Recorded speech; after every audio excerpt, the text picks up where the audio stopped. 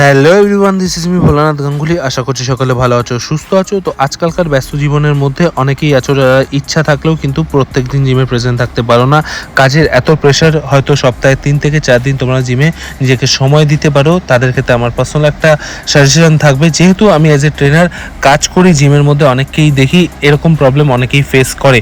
তো তোমাদের ক্ষেত্রে আমার একটা সাজেশন এটাই থাকবে, তোমরা 2 দিন যাও বা 3 দিন যাও, তোমরা কিন্তু সিঙ্গেল বডি পার্ট বা ডাবল বডি পার্টে ওয়ার্কআউট করো না।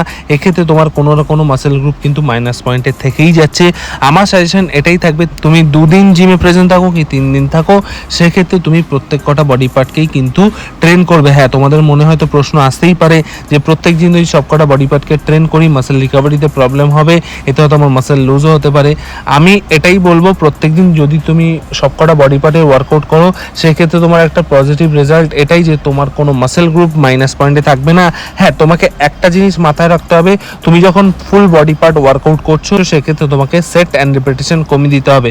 প্রত্যেক কটা মাসেল গ্রুপের একটা একটা ওয়ার্কআউট তোমাদের করতে হবে, আর দুটো সেটের বেশি করা যাবে না, দুটো সেটে ফেলিয়ার রেপস যেতে হবে। আরও একটা বিষয় কিন্তু তোমাদের মাথায় রাখতে হবে, প্রত্যেক দিন কিন্তু সেম ওয়ার্কআউট করলে চলবে না। প্রত্যেক দিন যেই ওয়ার্কআউট তোমাদের হয়ে গেছে সেগুলো বাদে কিন্তু আলাদা ওয়ার্কআউট করতে হবে। সবকটা বডি পার্টেরই ওয়ার্কআউটের মধ্যে যদি ভেরিয়েশন থাকে, মাসেল গ্রোথ হতে কিন্তু অনেকটাই হেল্প হয়। আর সপ্তাহে যখন তুমি 3 থেকে 4 দিন জিমে সময় দিতে পারছো, সেক্ষেত্রে তোমার হাতে 3 দিন রিকভারিতে রয়েছে, সেক্ষেত্রে কিন্তু তোমার বেনিফিটই হবে, কোনো মাসেল গ্রুপ মাইনাসে যাবে না, প্লাস তোমার মাসেল ইমপ্রুভমেন্টেও কিন্তু পজিটিভ দিক তুমি দেখতে পাবে। এতে তোমার বেনিফিট কি হবে, তোমার রেস্টের টাইমও তুমি পেয়ে যাচ্ছ, তোমার কাজের প্রেশারের স্ট্রেসও তুমি রিলিজ করতে পারছো। তোমরা এই জিনিসটা অ্যাপ্লাই করে দেখতে পারো। আর ওয়ার্কআউটের সময় অবশ্যই মাথায় রাখতে হবে যে তোমরা কিন্তু সপ্তাহে 2 থেকে 3 দিন জিমে সময় দিতে পারছো, তাই জন্য জিমে যখন ওয়ার্কআউট করতে আসো অবশ্যই ভালোভাবে ওয়ার্কআউট করবে। গল্প আড্ডা আর কি ঠাট্টা কিছু যেন না হয়, ওয়ার্কআউটেই যেন মেইনলি ফোকাসটা থাকে।